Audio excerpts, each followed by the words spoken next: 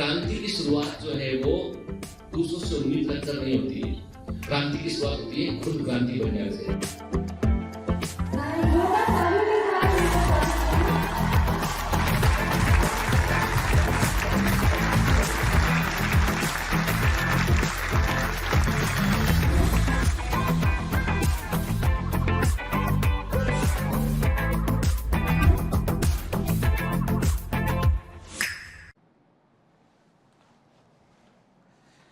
Hello commanders, welcome to Biomentors classes online. I am doctor Jitendra Singh. तो चलिए आगे बढ़ते हैं। ह्यूमन हेल्थ एंड डिजीज में फटाफट चैप्टर हमें कंप्लीट करना है और बहुत सारा पढ़ना बाकी है अभी भी इसके अंदर। चैप्टर थोड़ा सा बड़ा है बेटा, नॉर्मल चैप्टर की तुलना में बड़ा चैप्टर है और इसमें काफी कुछ ऐसा है जो बड़ा इंपॉर्टेंट है और जो हमारी समझ में आना चाहिए, इसलिए वक्त लगता है कभी कभी कुछ चैप्टर को पूरा करने में। चिंता मत कीजिए, सिलेबस में आपका टाइम पर ही पूरा करूंगा। कई बच्चे सिलेबस को लेकर चिंता करते हैं, तो आपको चिंता करने की जरूरत नहीं है बेटा। और जिनको थोड़ा अपना कोर्स स्पीड अप करना है तो ऑलरेडी सारे वीडियो YouTube पर अवेलेबल हैं, आप कोई भी अपने क्रम से देख सकते हैं। पर जो रियल कमांडो हैं उनको इंस्ट्रक्शन को फॉलो करते हुए रोज DPS लगाना है, टेस्ट भी रेगुलर लगाना है और लेक्चर को हमारे सीक्वेंस के अकॉर्डिंग देखेंगे तो ज्यादा फायदा होगा आपको। ठीक है, चलिए तो सबसे पहले तो क्वेश्चन आज का प्रश्न क्या है। आज का प्रश्न यह है कि बीमारी को पहचानिए, दी गई इमेज में बीमारी को पहचानिए और कॉजेटिव एजेंट के नाम लिखिए। ठीक है, आप केवल जो है वो ग्रुप का नाम नहीं लिखेंगे, आप कॉजेटिव एजेंट के नाम समझ गए ना। क्या हुआ, 3 एजेंट एनसीईआरटी में रखे, तीनों का नाम चाहिए मिल के। आइडेंटिफाई द गिवन डिजीज, दी गई बीमारी को पहचानिए और कॉजेटिव एजेंट के नाम लिखिए। ठीक है ना, क्लियर। ठीक है, फिर हमने ये भी कहा था पिछली क्लास में बेटा, हमने पर्सनल हाइजीन के ऊपर बात की थी, हैंड हाइजीन की बात की थी। मैंने कहा था कि हाथों में कई सारे बैक्टीरिया होते हैं, ठीक है, इसलिए हमें जो है वो प्रॉपर हैंड वॉश करना चाहिए। फिर हम पिछली बार इम्यूनिटी के ऊपर बात कर रहे थे, तो मैंने आपसे कहा था कि हमारा शरीर रोज में कई सारे जो है वो पैथोजन से डील करता है और बीमारियों से डील करता है और कई सारे प्रयोग कारक जो है माइक्रो ऑर्गेनिज्म हमारी बॉडी पर रोज में अटैक करते हैं और हम अपने आप को बचा पाते हैं क्योंकि हमारे पास में एक स्ट्रॉन्ग इम्यून सिस्टम होता है जो लगातार स्कैनिंग कर रहा होता है। ठीक है ना, इसके ऊपर हमने कल बात किया था यहाँ पे। ठीक है ना, आपको अब आप आगे बढ़ने के पहले मैं कुछ क्वेश्चन करूंगा, उसके आपको उत्तर देने के। मैं कुछ बीमारियों के नाम लिखूंगा, आपको अपने कमेंट में उन बीमारियों के कॉजेटिव एजेंट को बतलाना है। समझ गए ना बेटा, है ना।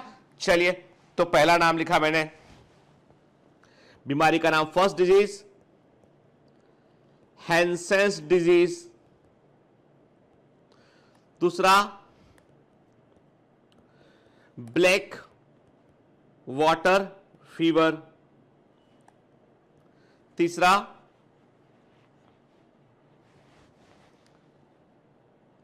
ठीक है Hansen's disease, black water fever, black death, चौथा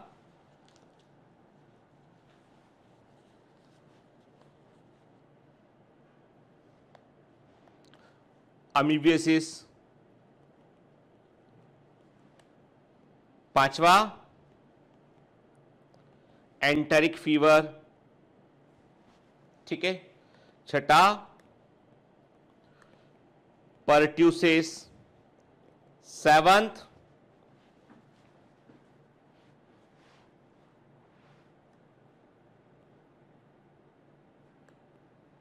सार्स।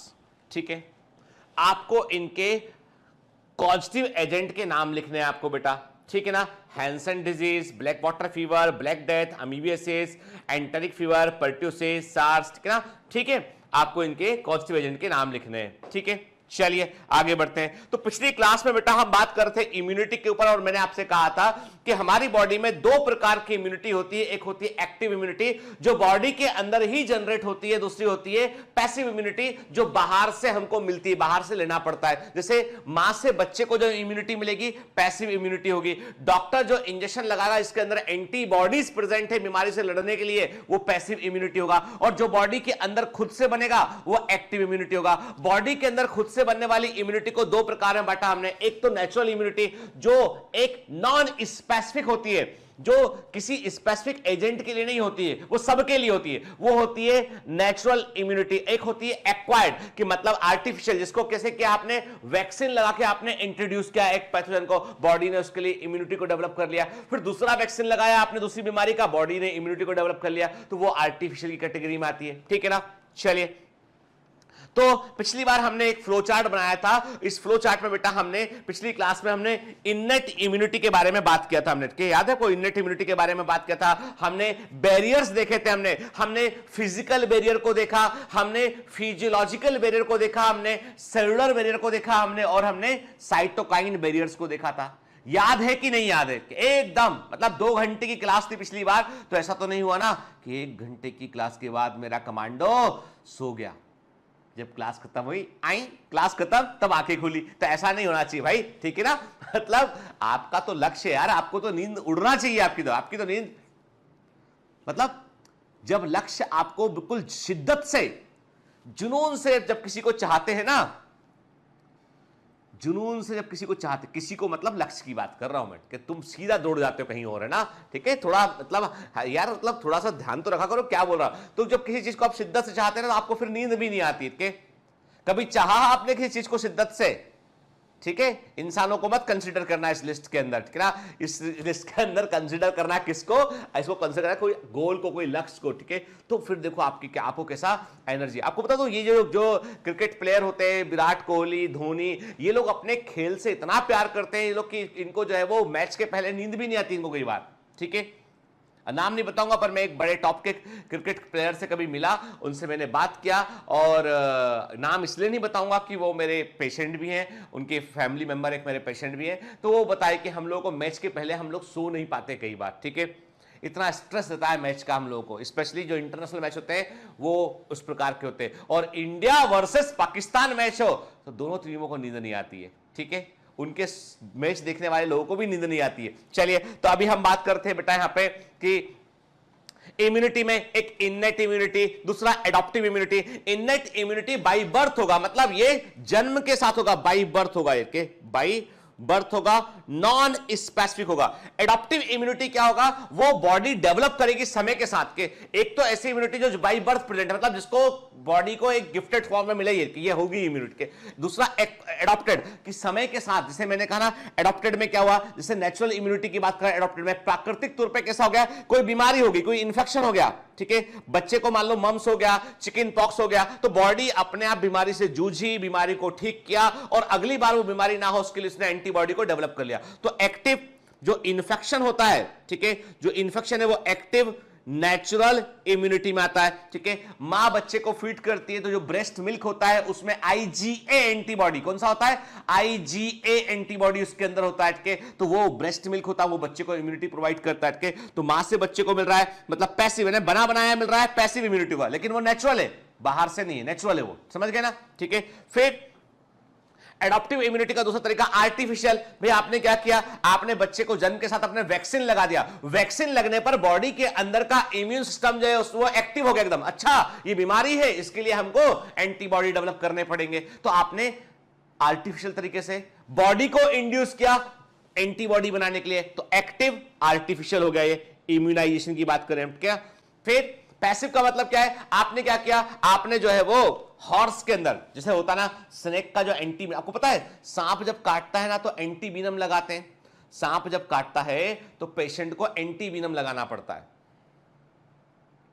और वो एंटीवीनम कैसे बनता है? वो बनता है हॉर्स को, घोड़ा जो होता है, घोड़े को सांप का जहर दिया जाता है, घोड़े को, हॉर्स को थोड़ी मात्रा में सांप का जहर दिया जाता है, फिर हॉर्स की बॉडी में ब्लड में जो है वो जहर के लिए एंटीबॉडी बनते हैं, उन एंटीबॉडी को आइसोलेट करते हैं, और उन एंटीबॉडी का इस्तेमाल फिर जो है एंटीवीनम के रूप में करते हैं, के बॉम्बे के आसपास कोई, मैं नाम बताऊंगा आपको, नाम भूल गया हूं, यहां पर कोई एक सेंटर है जहां पर जो है बड़े सारे हॉर्स भी पाले हुए हैं, और वहां पर जो है वो एंटीवीनम भी बनता है इसके लिए, ठीक है। तो जो है एंटीवीनम क्या था, पहले आपने क्या किया, आपने एंटीबॉडी को पहले से आपने आर्टिफिशियली आपने इंफेक्शन दिया, एंटीबॉडी को बनाया, इकट्ठा करके आपने रखा, और उसको आपने, जो बीमार आदमी है जिसमें एंटीबॉडी है, उसको आपने इंजेक्ट कर दिया। आपको पता है अभी कोरोना के ट्रीटमेंट में एक बड़ा रिसर्च हुआ, दिल्ली में इसका इस्तेमाल किया गया, कन्वर्जेंट प्लाज्मा, ठीक है। यानी हमारा एक जो है हमारे कमांडो है लास्ट ईयर के जो एमबीबीएस फर्स्ट ईयर में है यूसीएमएस मेडिकल कॉलेज में, डॉक्टर वाकर रियाज, ठीक है। It is very sad, he lost his father due to corona, कोविड-19 के चलते उनको अपने पिताजी को खोना पड़ा।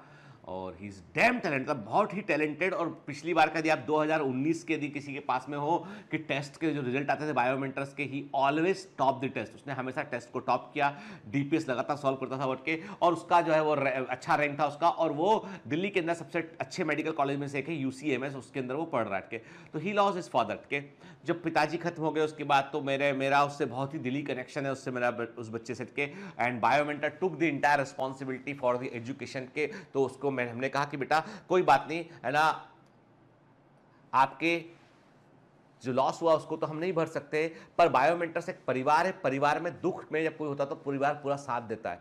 बायोमेंटर्स ने रिस्पॉन्सिबिलिटी ली वाकर की पूरे एजुकेशन के लिए, सबके लिए, और बाकायदा जो है वो बायोमेंटर के साथ में जो है वो जिंदगी भर का हमारा एक बॉन्ड जो बनता है ना, बस कमांडोस में बोलता हूँ ऐसे ही बोलता हूँ कि वो बॉन्ड सच्ची का बॉन्ड है।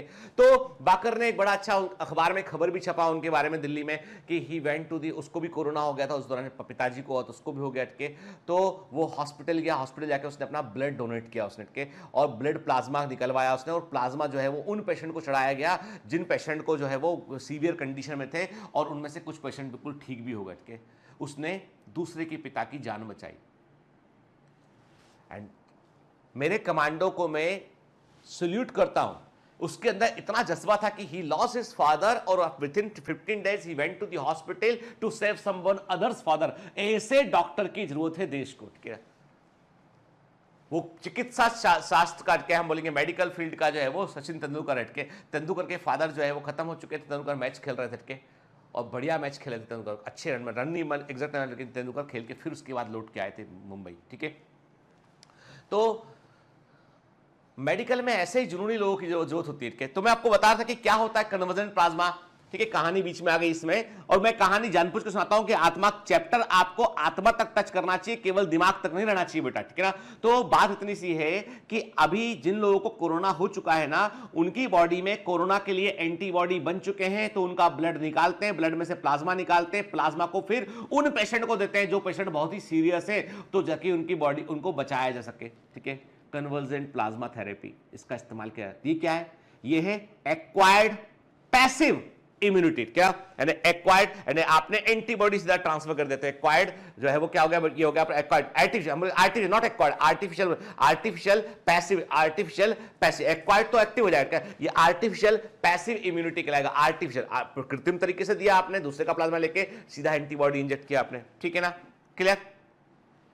तो समझ गए हम बेटा। तो ये फ्लो चार्ट एकदम दिमाग के अंदर रहना चाहिए के। और इननेट इम्यूनिटी के चारों बैरियर एक बार याद कर लें हम कि इननेट इम्यूनिटी के चारों बैरियर क्या कहते हैं? फिजिकल बैरियर था, स्किन हो गया, म्यूकोसा हो गया। फिजियोलॉजिकल बैरियर थे जो सलाइवा के अंदर प्रेजेंट लाइसोजाइम एंजाइम है वो हो गया, पेट के अंदर प्रेजेंट एसिड है वो हो गया, ये क्या हो गया, ये फिजियोलॉजिकल बैरियर हो गए। फिर सेलुलर बैरियर क्या हो गए थे? डब्ल्यूबीसी हुए, लिम्फोसाइट हुए, वो कोशिकीय बैरियर हो गए थे। और साइटोकाइन बैरियर क्या थे? इंटरफेरॉन्स, याद है, ठीक है। तो इननेट इम्यूनिटी पर हम पिछली बार बात कर चुके हैं। तो थोड़ा सा हम इम्यूनिटी को एक अलग एस्पेक्ट में देखते हुए फिर आगे बढ़ेंगे एनसीईआरटी में बेटा, है ना, ठीक है। चलिए तो हम फिर इसके बेटा आगे बढ़ते हैं इसमें।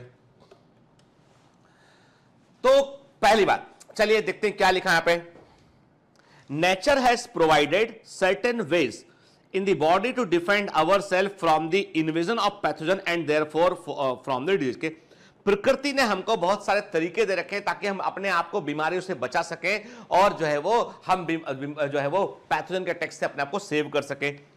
The ability of a host body to prevent or overcome the effect caused due to invasion of pathogenic organism and its toxin is known as resistance and immunity। ठीक है ना। कोई पूछता है what is the meaning of disease resistance and disease immunity and immunity के, तो हम कहते हैं कि एक होस्ट की बॉडी जो है अपने आप को बीमारियों से बचा सके, ठीक है, अपने आप को बीमारियों से बचा सके वो, ठीक है, अपने आप को बीमारी होने पर वो रिकवर कर सके, तो उसको हम क्या बोलते हैं, रेजिस्टेंस एंड इम्यूनिटी कहते हैं। बीमारी से अपने आप को बचाना रेजिस्टेंस में आता है, और बीमारी होने पर इम्यून सिस्टम उससे निपट सके और इफेक्ट को जो है वो ओवरकम कर जाए और उसके इफेक्ट को नलीफाई कर दे, वो इम्यूनिटी में आता है। तो रेजिस्टेंस में व्यक्ति को बीमारी नहीं होगी, और जो है जैसे कि जिन लोगों का इम्यूनिटी बहुत हायर साइड होता है उनको बीमारी नहीं होता उनको, ठीक है, और जिनको बीमारी हो गया तो इम्यून सिस्टम फटाफट काम करता है और बीमारी को सट से क्योर कर देता है, हटा देता है उसको, के तो ये किस में आता है, रेजिस्टेंस में बीमारी नहीं होगा, इम्यूनिटी में बीमारी होने के बाद तुरंत वो पेशेंट रिकवर कर जाएगा, ठीक है ना।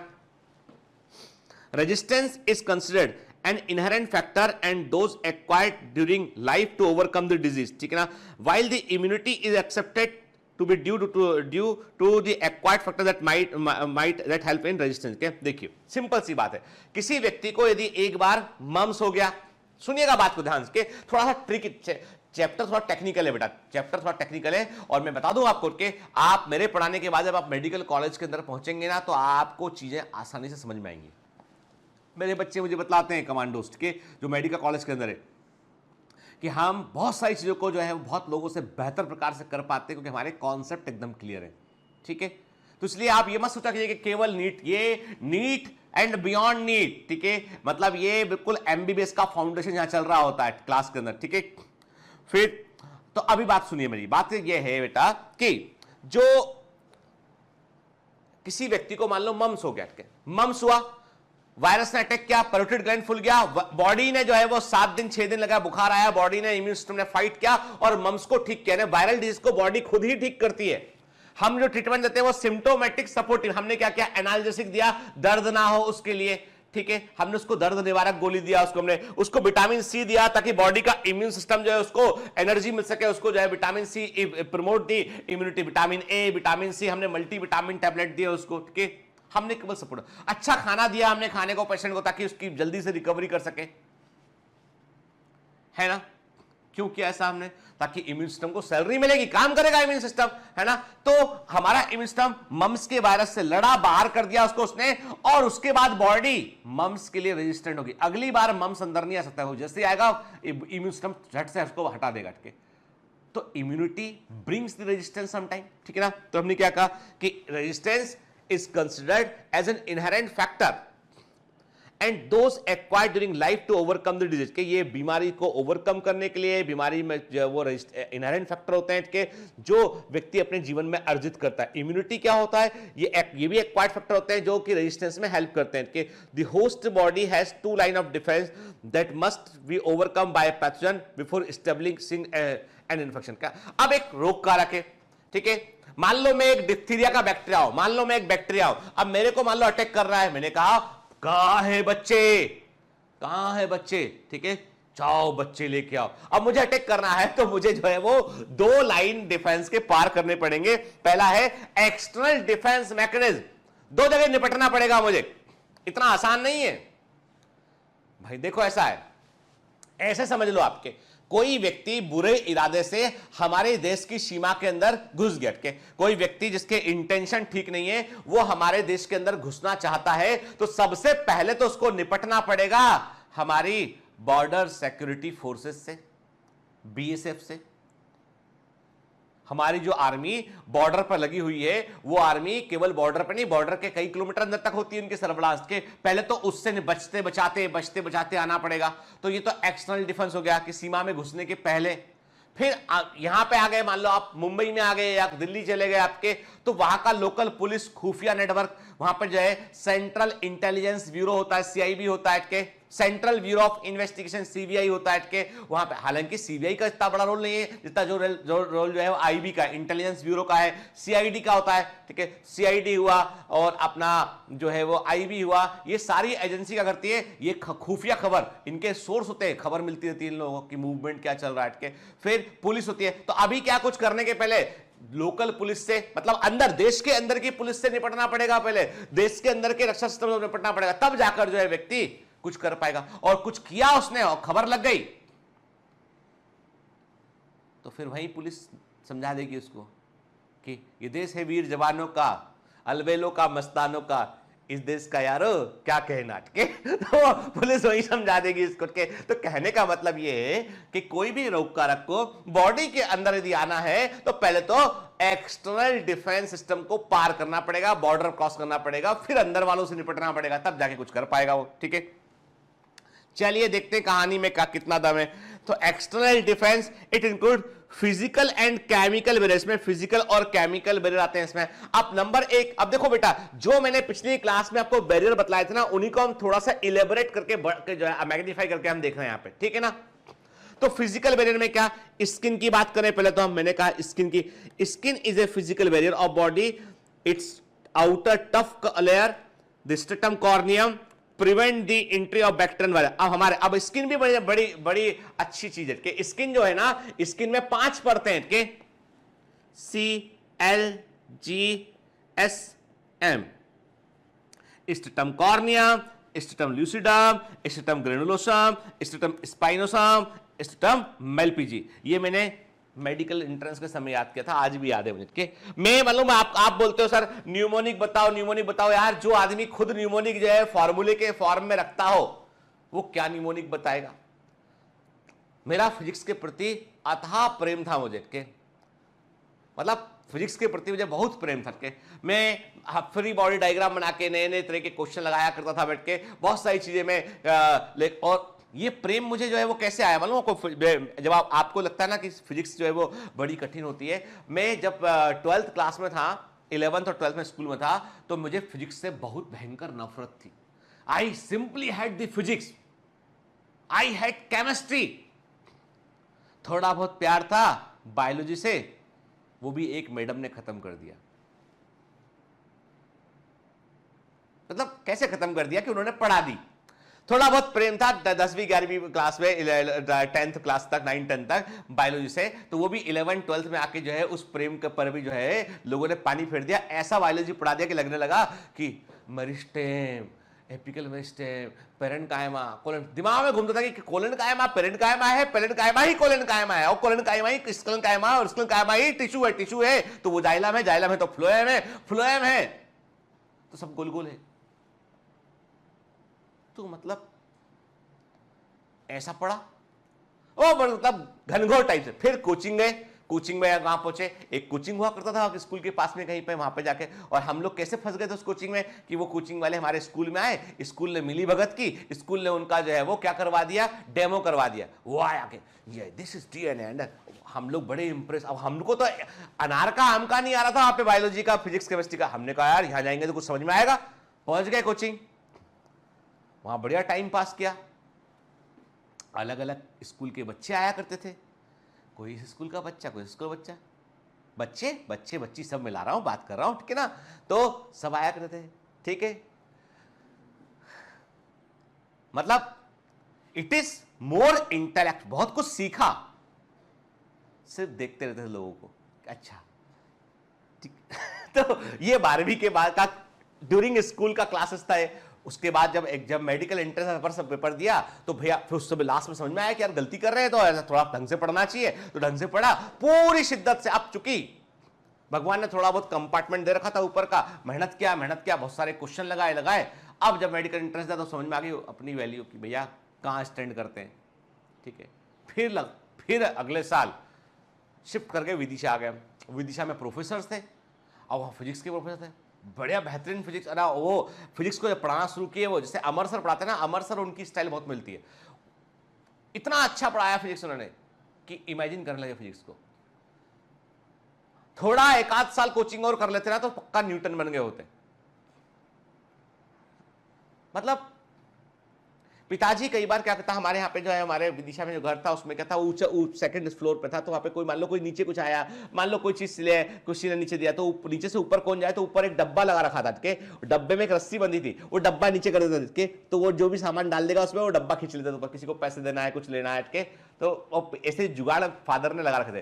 तो मैं सोचता था इसमें डब्बे का वजन कितना होगा, रस्सी कितनी लंबी होगी, और ये जो है ये जो है वो कितनी स्पीड से नीचे जा रहा है, कितना वजन होगा इसमें।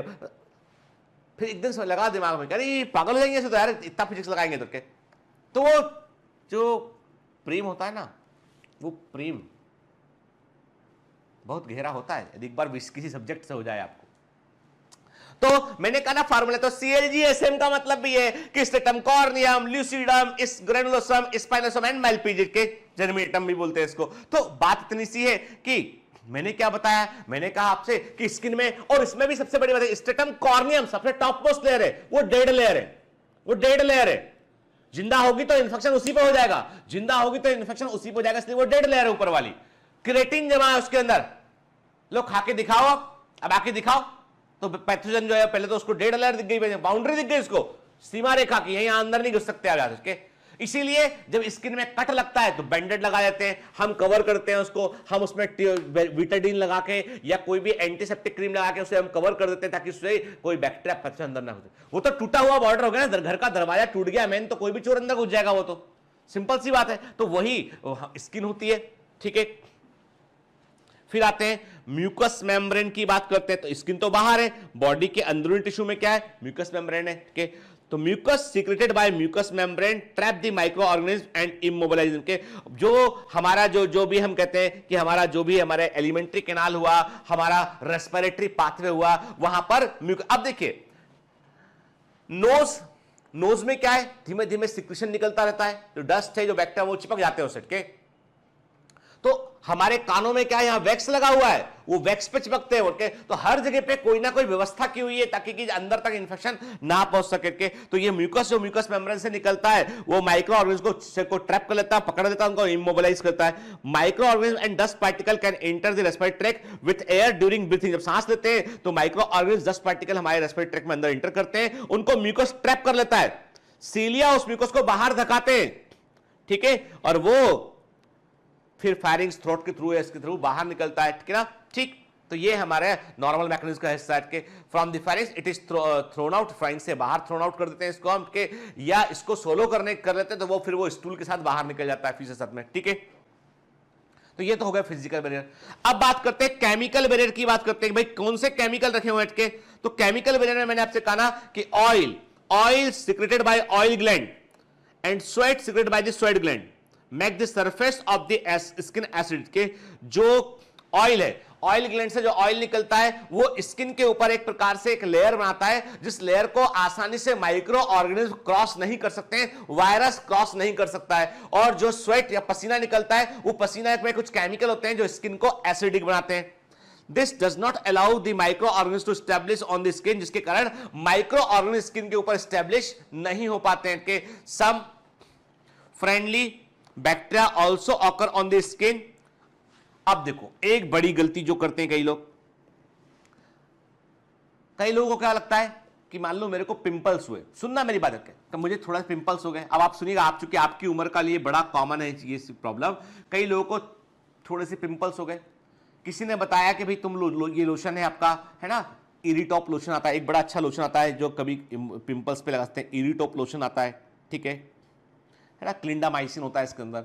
तो इरिटॉप लोशन को आपका बोला कि भाई इस क्रीम को या लोशन को आप लगा लो जहां मुहासे हुए, लेकिन आपको ऐसा लग रहा है कि पूरे चेहरे पे मुझे मुहासे हो सकते हैं बाद में हो सकते हैं, तो आपने पूरे चेहरे में लगा लिया, आपने कॉटन भिगाया लोशन का, पूरे चेहरे में लगा लिया आपने, पूरे जहां नहीं है वहां भी लगा लिया आपने। अब क्या होगा, वो लोशन के अंदर एंटीबैक्टीरियल था, वो सब बैक्टीरिया मार देगा। वो जो मुहासा था वो तो ठीक हो गया आपका, लेकिन आपने जो हेल्दी स्किन थी उसमें भी आपने एंटीबैक्टीरियल सोप लगाया, एंटीबैक्टीरियल आपने लोशन लगा लिया, रोज दिन में 3 बार लगा रहे हैं, तो वहां के सारे बैक्टीरिया मर जाएंगे और कॉलोनी पूरी खाली जाएगी। अब वहां पे जगह हो गई है, कोई दूसरा कॉम्पिटिशन वहां पे नहीं है, तो वैसे में वहां पर फंगल इंफेक्शन हो जाएगा, दूसरे बैक्टीरियल इन्फेक्शन वहां हो सकते हैं। इसीलिए डॉक्टर जहां जितनी मात्रा में दवा लगाने को बोले वहां लगाना चाहिए उतनी। इसलिए बगैर मतलब के एंटीबैक्टीरियल सोप को चेहरे पर लगाने का कोई मतलब नहीं है।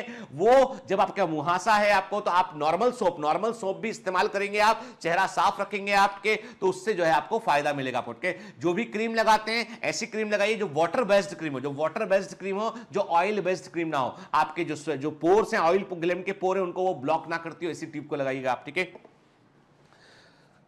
तो कहने का मतलब यह है कि जो फ्रेंडली बैक्टीरिया हमारी स्किन में कई सारे फ्रेंडली बैक्टीरिया होते हैं कि, और वो एसिड को भी रिलीज करते हैं, और उनके जो मेटाबॉलिक वेस्ट होते हैं ये भी दूसरे रोग कारकों की ग्रोथ को रोकते हैं। देखिए क्या बोलते हैं, हम कहते हैं कि अपराध होने की संभावनाएं कम कहां पर होती है, जहां पे कई सारे लोग हो, सुनसान एरिया ना हो। लोग कहते हैं, मम्मी बोलती सुनसान एरिया मत जाना, सुनसान रास्ते से मत आया करो, क्योंकि सुनसान रास्ते पर कोई नहीं है तो वहां पे क्राइम हो सकता है। लेकिन जहां पे लोग हैं बहुत सारे प्रेजेंट, वहां पे क्राइम करने वाला आदमी 10 बार सोचेगा उठ के, क्योंकि और भी भीड़ प्रेजेंट है, और भी लोग प्रेजेंट है। तो वही वाली बात है कि हमारी बॉडी पे भी, स्किन पे भी, जहां बहुत सारे नॉर्मल बैक्टीरिया रहेंगे जो स्किन पर प्रेजेंट है, तो वो दूसरे बैक्टीरिया ग्रो करने का मौका नहीं देंगे उठ के।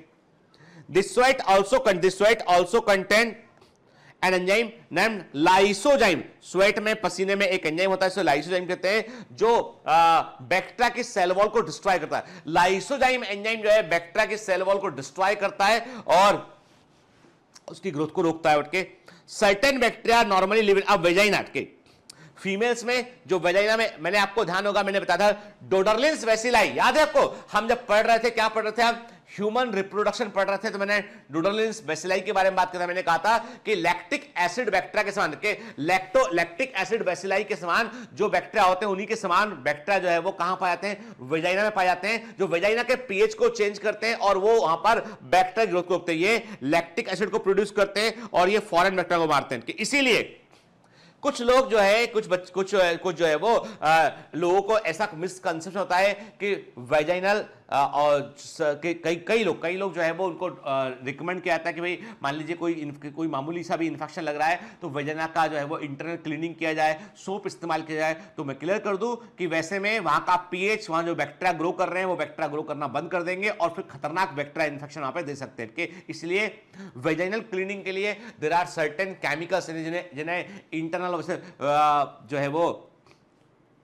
वेजाइनल वॉश के नाम से ही केमिकल मेडिकल स्टोर पर अवेलेबल होते हैं, जिनका पीएच वही होता है जो वेजाइना का पीएच होता है और जो बैक्टीरिया को डिस्ट्रॉय, यानी जो यूजफुल बैक्टीरिया है डोडरलिन बेसिलाई, उनको वो डिस्ट्रॉय नहीं करते हैं। ठीक है।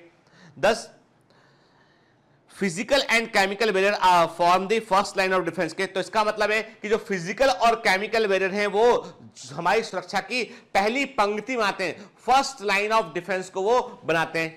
ठीक है, क्लियर। अब बात करते हैं इंटरनल डिफेंस के। ये तो हो गई बाहर की सीमा को क्रॉस करने की बात के। अब इंटरनल डिफेंस की बात करते हैं। हमारी बॉडी के अंदर भी बहुत लंबा चौड़ा डिफेंस सिस्टम बना हुआ है के। मैंने कहा ना कि जैसे एक देश होता है, एक, बिल्कुल आप समझ के चलिए इसको, आप सोचिए मत कि बायोलॉजी पढ़ रहे हैं, हम एक कंट्री की सुरक्षा की बात कर रहे हैं। एक देश में बहुत सारे अलग अलग विंग होते हैं। क्या होते हैं? एक देश के डिफेंस सिस्टम में मैंने क्या कहा, मैंने कहा बाहर आर्मी थी, ठीक है, फोर्स लगी हुई, बॉर्डर सिक्योरिटी फोर्स थी, अंदर पुलिस होगी। अब पुलिस में भी कई डिवीजन अलग अलग होते हैं। देयर इज अ डिवीजन जो क्राइम ब्रांच है, वो अलग तरीके से काम करता है, सीबीआई अलग तरीके से काम करता है, ठीक है, सीआईडी अलग प्रकार से काम करता है। काम सबका सुरक्षा प्रदान करना ही है, पर काम करने का तरीका अलग अलग के। और पुलिस के अंदर भी एक डेटाबेस, एक डिपार्टमेंट होता है जो कंप्यूटर डिपार्टमेंट होता है, जो डेटाबेस रखता है, यानी कि हर आदमी, हर अपराधी का फिंगरप्रिंट, आंख का स्कैनिंग के, वो सब वहां पे डेटा प्रेजेंट रहेगा उसका। अमेरिका में, हमारे इंडिया में अभी शुरू हुआ है, अमेरिका में बहुत पहले से। अमेरिका में जैसे फिंगरप्रिंट मिलता है किसी आदमी का, उस फिंगरप्रिंट को डेटाबेस में डालते हैं, झट से मालूम चलता है कि ये मिस्टर एक्स का फिंगरप्रिंट है। और तो और वो इतना भी आगे निकल चुके, हर आदमी का डीएनए फिंगरप्रिंट डाल दिया डेटाबेस में उन्होंने। कोई कहीं पे कुछ मिला, सिगरेट का एक टुकड़ा मिला, उसमें से डीएनए निकाला, डीएनए को मैच कर लिया, मालूम चल गया ये वो आदमी है।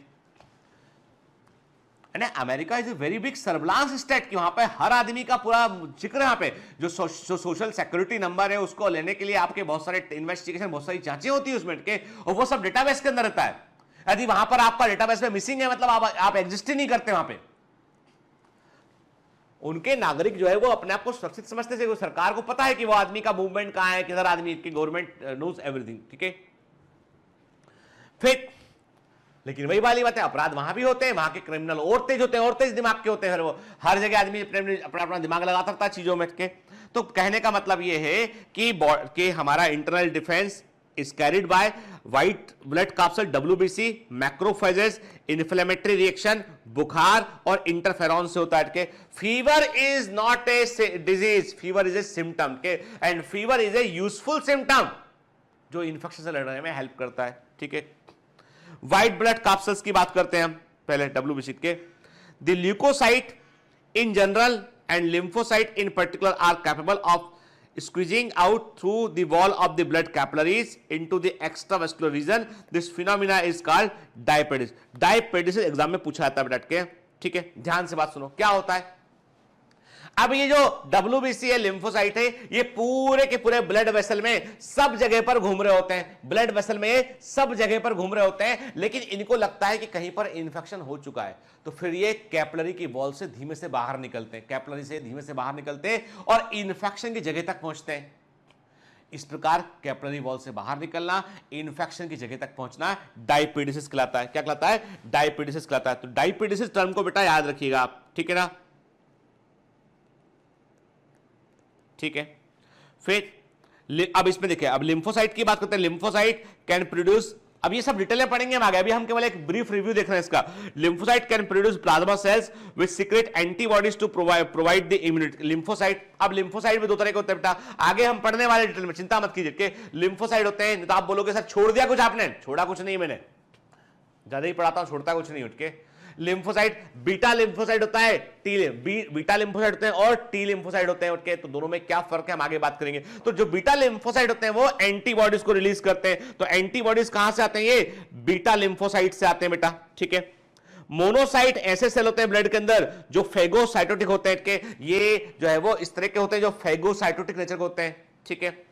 इयोसिनोफिल क्या होते हैं बेटा? These are also the blood cells, WBC का हिस्सा है, जो can attach themselves to specific, ये पैरासाइट प्रोटेक्ट करते हैं। यानी जब कभी भी आप ब्लड टेस्ट करते हैं और इयोसिनोफिल का काउंट बढ़ा हुआ मिलता है, देखिए जब वर्म का लेक्चर हुआ तो आप में से कई सारे बच्चों ने कहा कि हमको सर ऐसा लग रहा है हमको तो वर्म नहीं है कहीं,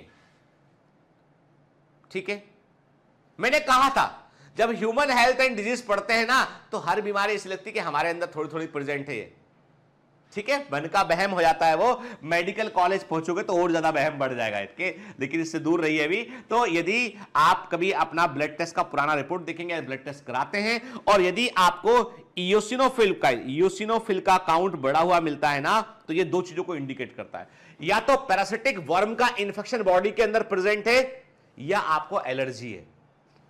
एलर्जी होगा तो इयोसिनोफिल काउंट बढ़ जाएगा और पैरासाइट का इंफेक्शन होगा तो वर्म का इंफेक्शन होगा तो इयोसिनोफिल काउंट बढ़ जाता है, ठीक है।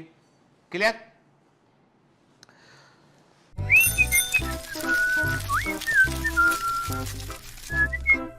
Hi, sorry to disturb you in between lecture, but it's important to inform you. You should download Biomentors app from Google Play Store. We need your support, so please take subscription to become an official commando of Biomentors. Bye bye. Continue your lecture. फिर neutrophil की बात करते हैं हम। Neutrophil ये भी जो है वो फेगोसाइटोसिस करते हैं। मोनोसाइट फेगोसाइटोटिक नेचर के होते हैं, न्यूट्रोफिल फेगोसाइटोटिक नेचर के होते हैं। इयोसिनोफिल का काउंट कब बढ़ता है बेटा? जब पैरासिटिक फॉर्म होते हैं, वर्म का इन्फेक्शन होगा तो इयोसिनोफिल काउंट बढ़ जाएगा, एलर्जी में बढ़ जाएगा उठ के, ठीक है। तो ये क्या, ये सब जो है वो बॉडी के अंदर प्रेजेंट सेल्स है, ये ल्यूकोसाइट के, they all are the WBC white blood corpuscles का हिस्सा है, सब व्हाइट ब्लड कार्पसेल्स के अंदर आते हैं बेटा, ठीक है। मैक्रोफेजेस की बात करते हैं, ये टिश्यू के अंदर प्रेजेंट है, कोई जो स्पेसिफिक टिश्यू होते हैं उनके अंदर प्रेजेंट जो है वो स्पेशलाइज्ड सेल होती है, बड़े साइज की सेल होती है, फेगोसाइटोटिक सेल होती है जो टिश्यूज में पाई जाती है और वहां पर प्रोटेक्शन प्रोवाइड करती है। इनके कैसे बनती है? ये मोनोसाइट के इनलार्जमेंट से बनती है, ठीक है, फेगोसाइटोटिक नेचर की होती है। क्लियर? ये तो हो गई सेल्स के।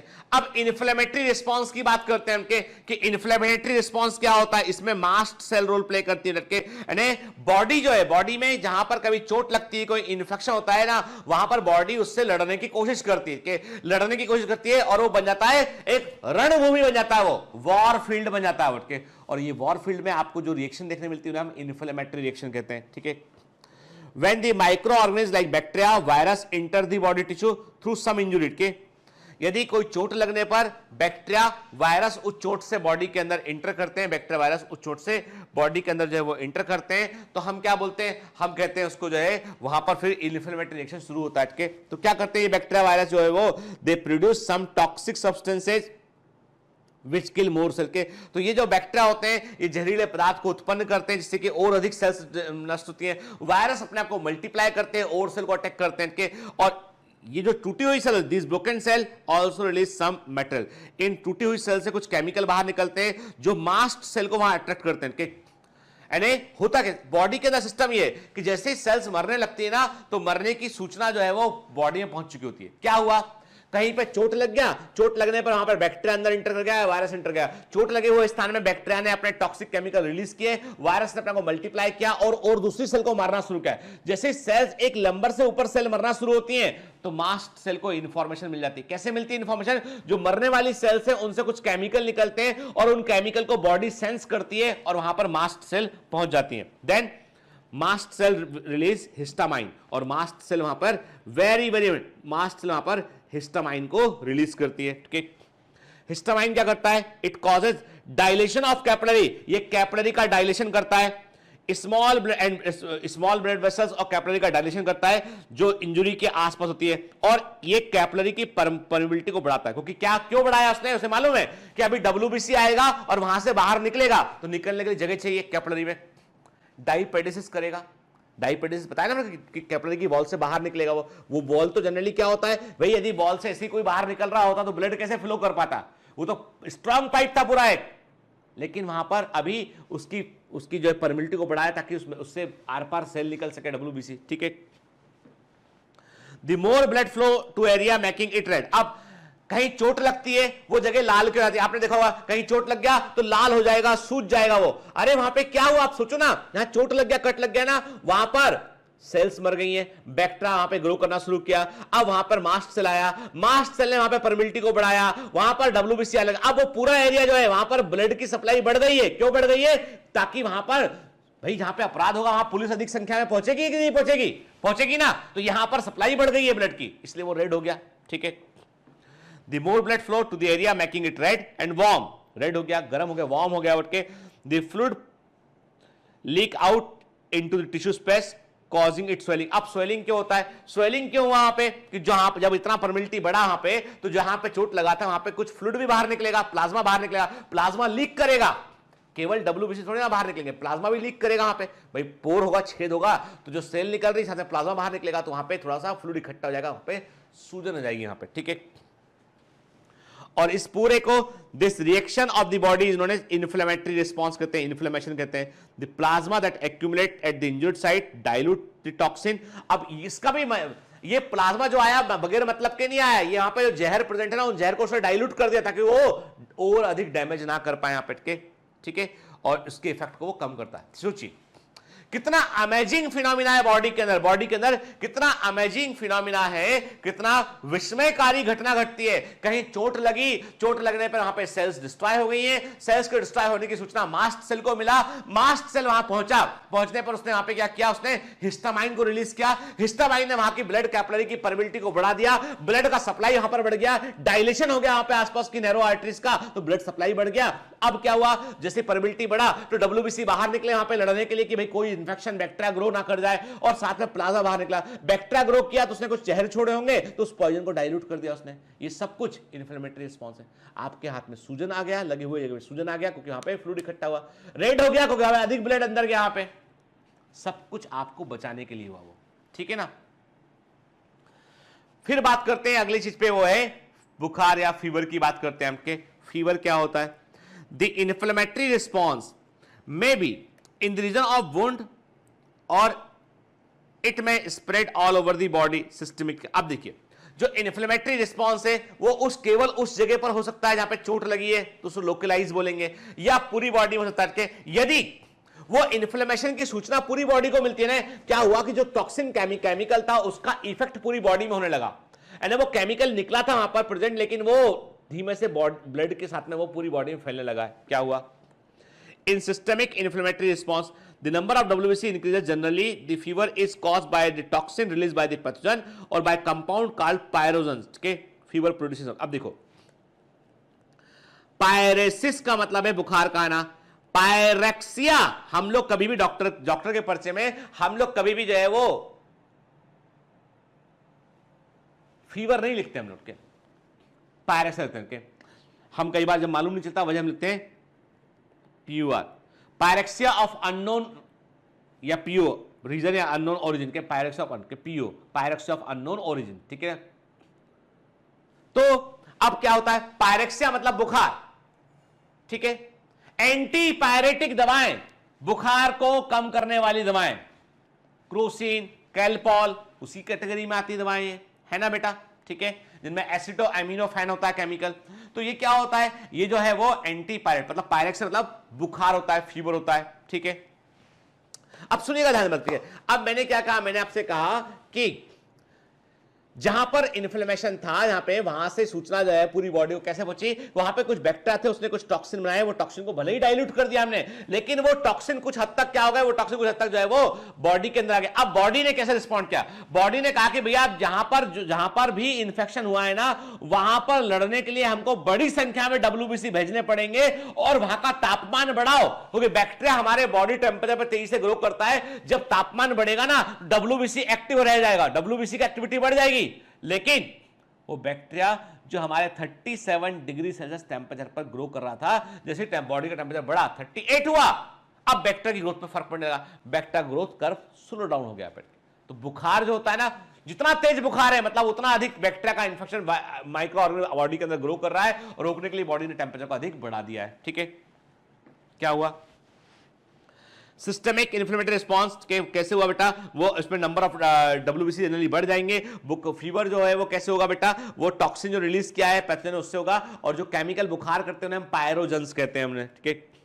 This compound are release by WBC in order to regulate the temperature of the body के, ये कंपाउंड जो है वो, अब इसमें से कुछ केमिकल ऐसे होते हैं बुखार के लिए जो WBC में रिलीज करता है। WBC चाहता है कि भाई देखो हम लड़ाई लड़ रहे हैं, लेकिन कम से कम कंडीशन ऐसी बनाओ कि हम जीत जाए, तो बॉडी का टेम्परेचर बढ़ जाता है, ठीक है। Moderate fever stimulate the phagocyte and stimulate the phagocyte and inhibit the growth of microorganisms के, जैसे थोड़ा बुखार बढ़ता है तो उससे माइक्रो ऑर्गेनिज्म की ग्रोथ कम होती है और जो फेगोसाइटोसिस है वो बढ़ जाता है, ठीक है। हालांकि वेरी हाई फीवर डेंजरस होता है, इसीलिए हम अब आप बोलोगे कि सर फिर बुखार की दवा क्यों देते हैं, क्योंकि हम चाहते नहीं है। देखिए डॉक्टर खुद कहता है कि चलिए 99 बुखार है, टेंशन वाली बात नहीं, 99 है ना, कोई दवा देनी होती है, ठीक है। बुखार से 100 डिग्री फ़ारेनहाइट के ऊपर बढ़ा, ठीक है, डॉक्टर ने कहा हाँ दवा देते हैं, ठीक है। 101 100 उठ के 102 103 है, दवा देना पड़ेगा, ठंडे पानी की पट्टियां भी लगानी पड़ेंगी, क्योंकि इसमें ब्रेन में का थर्मोस्टेट जो है उसमें परिवर्तन आने लगता है। तो वेरी हाई पायरेक्स से बहुत अधिक बुखार जो होता है वो जानलेवा हो सकता है, इसलिए जो है मामूली बुखार से ऊपर बुखार आने पे, जैसे 100 या 100 के ऊपर बुखार आता है तो तुरंत एंटीपायरेटिक दवाओं को दिया जाता है। साथ में डॉक्टर फिर ब्लड टेस्ट करता है और पता लगाता है कौन सा इन्फेक्शन है, फिर उसके लिए हम एंटीबायोटिक देते हैं, ठीक है। फिर जब एक बार एंटीबायोटिक सिस्टम में आ गया तो बैक्टीरिया की सामत आ गई, फिर तो एक तो बॉडी लड़ रही है, फिर ऊपर से दूसरा केमिकल उसे मारने वाला आ गया, ठीक है।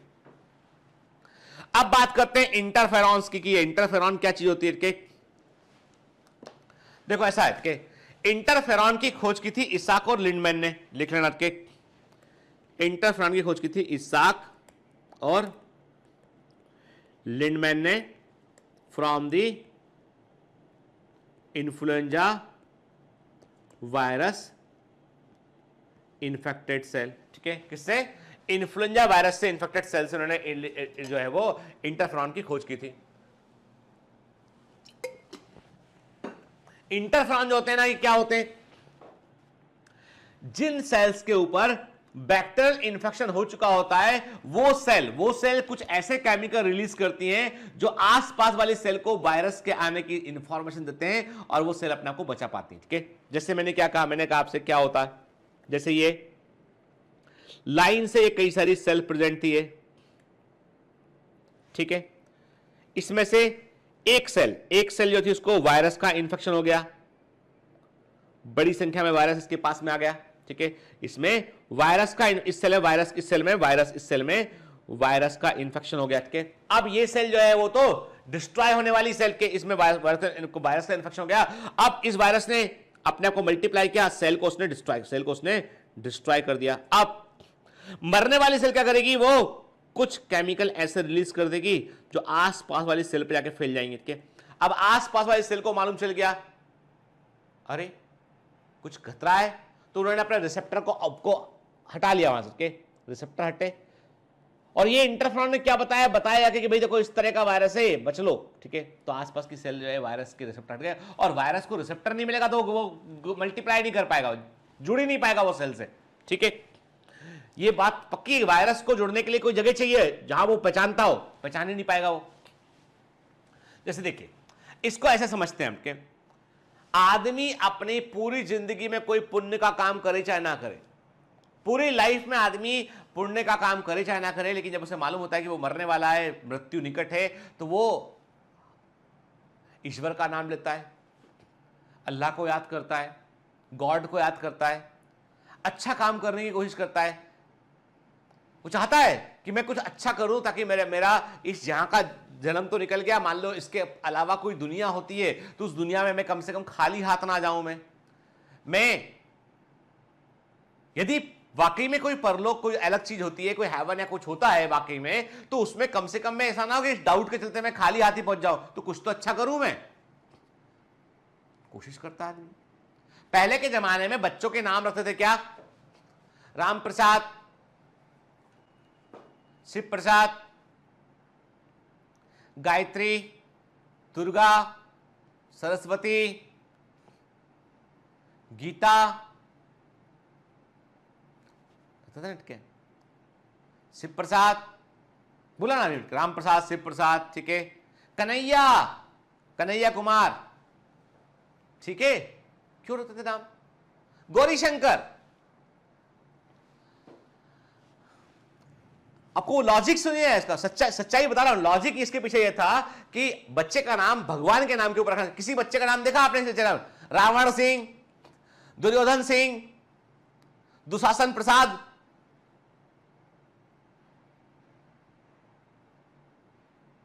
किसी का नाम सुना? नहीं। क्यों नहीं? राक्षस प्रसाद, जी सर प्रेजेंट, नहीं, किसी का नाम नहीं सुना। राम प्रसाद नाम सुना? क्यों? इंद्रजीत नाम सुना, ठीक है, क्यों? गणेश, ये भी नाम रखा है, गणेश प्रसाद, दो का नाम है, क्योंकि आखिरी मिनट पे आदमी चाहता था कि जब मैं मृत्यु के समीप हूं मैं, तो मैं अपने, वो आदमी, बट ऑब्वियसली आदमी अपने बच्चे को, किसी को बुलाएगा हेल्प के लिए, ठीक है, तो उसके मुंह से आखिर में भगवान का नाम निकलना चाहिए, चाहे वो बच्चा याद कर रहा हो। भगवान पूरे समय कन्फ्यूजन रहना चाहिए। दिन में 10 बार बोलेंगे, बेटी गीता ये काम कर दो, गीता वो काम कर दो, गीता ये काम कर दो, गीता फला काम कर दो, गीता ये कर दो, गीता मम्मा के लिए गीता को पढ़ने नहीं देंगे, सारा काम गीता से करवा लेंगे, ठीक है। और 25 बार गीता बोला तो उतनी बार गीता जी का नाम निकला, ईश्वर का नाम निकला। तो कहीं पे यदि काउंटिंग हो रही होगी ना, पुण्य पुण्य, गीता 1 बार 2 बार 3 बार, आज दिन भर में राम प्रसाद जी ने 26 बार अपनी बेटी को पुकारा, लेकिन गीता बोला, तो ये काउंट में 26 उनके अच्छी चीज, अच्छी भगवान। मतलब तरीके खोजे कि हम भले ही मन हमारा कुछ भी करने का उद्देश्य हो, लेकिन हम नाम ले आदमी का। अरे यार, वो राम प्रसाद आदमी ठीक नहीं है, लेकिन राम का नाम आया, भले ही आपका इंटेंशन कुछ था, तो काउंटिंग में वहां जुड़ गया वो। पहले आप बोलोगे ये मेरे को किसने बताया? ये मेरे को मेरे दादाजी ने बताया। वो प्रकांड विद्वान व्यक्ति थे ना, वो उनको बकायदा वो तमाम जो है वो कई सारे ब्राह्मणों से उनका शास्त्रार्थ करते थे, उठ के बढ़ गया। तो वो बताते थे कि मैंने कहा कि आपका सबका नाम भगवान के नाम पे क्यों रखा हुआ है? तो उन्होंने कहा कि इसके पीछे कारण ये था। तो वो क्या था कि लास्ट में नाम लेंगे तो कम से कम कोटे में अच्छा जुड़ जाएगा, तो वो होगा कि आपका जो है वो पुण्य का खाता थोड़ा बढ़ जाएगा। तो मतलब कुछ है ना, कंफ्यूजन में ही सही, भले ही कंफ्यूजन में सही, पर मिलना स्वर्ग चाहिए ना, सबकी इच्छा तो वही होती है। तो कहने का मतलब है, अब पुरानी फिल्में देखोगे, पुरानी फिल्मों में विलेन, 2 हीरो हैं, लड़ रहे हैं के विलेन को गोली लग गई है। अब विलेन बोलेगा अमर, अरे अमर सर की बात नहीं कर रहा मैं, पुरानी फिल्मों में अमर और ये नाम के हुआ करते थे, क्या बोलते अपने जो हीरो, तुम दोनों सगे भाई हो, बचपन में मैं तुमको ले गया था उठा के, ये घर से तुम्हारे पिताजी से झगड़ा था, मैं तुमको उठा के ले गया था, तुमको मैंने पाला पोसा, तुम मेरे, और तुमको फिर तुम चले गए मुझे छोड़ के, तुम दोनों सगे भाई हो। कैसे? देखो अपने हाथ में यहां पे टाटू बना होगा, टेन टेनिंग टेनिंग, एक टाटू, हाँ भाई तेरे भी बना, मेरे भी, सगे भाई, गले मिल लिए। पुरानी फिल्में देखना कभी, बहुत मजा आएगा, फुल टूस कॉमेडी, सीन होगा बिल्कुल सीरियस, पर आज की जनरेशन को लगेगा फुल कॉमेडी है यार, ये तो पूरा कॉमेडी करते हैं कि लॉकेट से लॉकेट मिला उसके गले में, तेरे गले में लॉकेट कहां से आया? मेरे पास बचपन से भाई, मेरे पास भी है भाई गले में। वो विलेन जो मरता हुआ, विलेन से याद आया, विलेन जो मरता हुआ था ना, उसने कुछ बोला कि तुम दोनों जो है भाई हो, भला काम कर गया लास्ट में वो। ये हिंदी फिल्मों में नहीं होता, ये हमारी सेल्स के अंदर होता है। जो जिस सेल को वायरस का इन्फेक्शन हुआ है ना, वो सेल मरते समय कुछ ऐसे केमिकल्स बना के छोड़ जाएगी जो लो मॉलिक्यूलर वेट के ग्लाइकोप्रोटीन होंगे, आसपास की सेल में फैल जाएंगे। वो बच लो, कोई आया है यहां पे, दरवाजे खिड़की बंद कर लो, सूचना थी वो, बच लीजिए, दरवाजे खिड़की बंद कर लो, मतलब रिसेप्टर को छिपा लो, वायरस है यहां पे, सब सेलें छिपा ले रिसेप्टर को उठ के। वायरस अब असर नहीं कर पा रहा है क्योंकि वो रिसेप्टर छिप गए, मजबूरन वायरस खत्म हो गया, एक समय तक नहीं उसे होस्ट मिलेगा, कैन नॉट सर्वाइव, खत्म हो गया बाद में, ठीक है। तो बात इतनी सी है कि अब पढ़ते हैं क्या लिखा, इतनी कहानी सुनने के बाद पढ़ते हैं कि लिखा क्या है इसके अंदर के। Interferon, these are the low molecular weight glycoprotein, कम अणुभार के ग्लाइकोप्रोटीन होते हैं, ठीक है। Release by the viral infected cell, virus infected cell से रिलीज होते हैं, जो which they help to combat the other cell, ठीक है, combat the other cell के, जिससे निकलते हैं। मतलब देखो, ये जिस सेल में वायरस का इन्फेक्शन हो चुका है उसको नहीं बचा पाएंगे ये, लेकिन आसपास वाली सेल को बचाने की कोशिश करते हैं। These interferon do not inactivate the virus, ये वायरस को इनएक्टिवेट नहीं कर पाते हैं, but they make the unattacked cell less susceptible, so they are prevented from the attack of virus. Okay, ये वायरस को इनएक्टिवेट नहीं करते हैं लेकिन आसपास वाली सेल को सावधान कर देंगे जिससे कि उनमें इंफेक्शन नहीं पहुंच पाएगा। They also prevent the virus from taking over the cellular machinery, और इससे क्या होगा कि वायरस जो होता है वो जब सेल्स को अटैक नहीं कर पाएगा तो वो उन सेल्स की जो सेलुलर मशीनरी पे कब्जा करता है। एंड वायरस एक हाईजेकर के समान होता है, जैसे प्लेन क्या करता है, लोग प्लेन को हाईजैक कर लिया फिर अपने मर्जी से कहीं भी ले गए, वैसे वो सेल पर कब्जा कर लेता है, तो उसको जब सेल में अंदर इंटर ही नहीं कर पाएगा तो कब्जा नहीं कर पाएगा उठ के।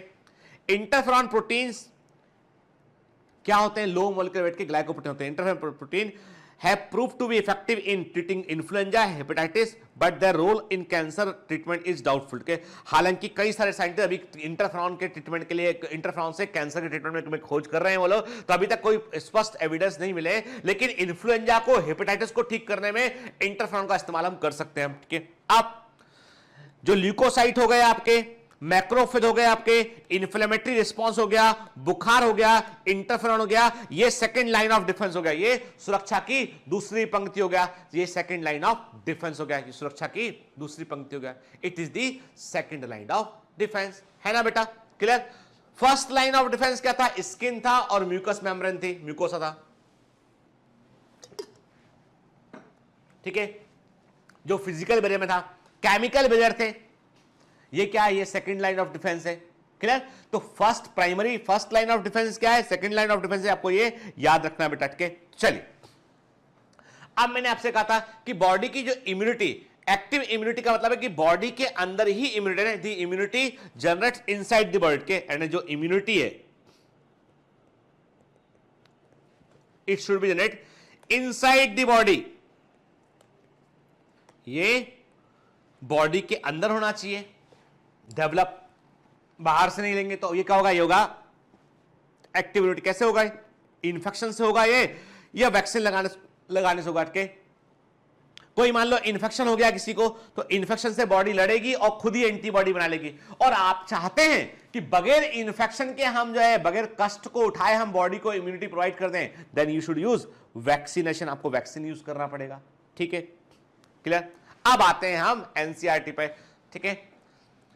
This is due to the fact that the body is able to defend itself from the most of these foreign agents, ठीक है, हमने कहा this overall activity, the overall ability of the host to fight the disease causing organism conferred by the immune system is called immunity. तो immunity की definition मैंने पहले भी last class में भी कहा था, आपसे कहा था मैंने कि हमारी शरीर की क्षमता जो डिजीज कॉजिंग एजेंट से लड़ने के लिए होती है उसे हम इम्यूनिटी कहते हैं। और उसके दो टाइप थे, एक था इननेट इम्यूनिटी बाय बर्थ होता है, और एक होता है एक्वायर्ड इम्यूनिटी, जिसको हम अपने लाइफ के दौरान अर्जित करते हैं, लर्न करती बॉडी इसको, ठीक है।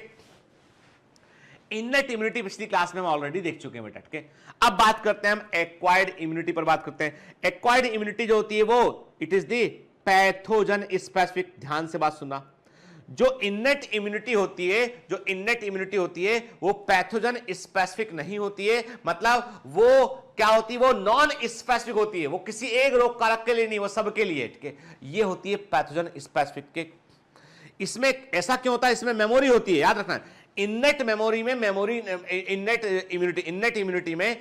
इम्यूनिटी में मेमोरी नहीं होता है, कि इननेट इम्यूनिटी में मेमोरी नहीं होता है, ठीक है। जबकि बेटा क्या होता है कि जो आपका एक्वायर्ड इम्यूनिटी होता है उसमें मेमोरी होती है, उसमें याददाश्त होती है, उसमें के याद रहेगा। जब याद रहेगा तभी तो आप पहचान पाओगे, जब पहचान पाओगे तभी तो वो स्पेसिफिक होगा। अरे भाई जब याद रहेगा तब पहचान पाओगे, पहचान पाओगे तो स्पेसिफिक रहेगा वो। अब जब सबके लिए एक बराबर ट्रीटमेंट है, मतलब सब किसी को जानते ही नहीं है आप, है ना।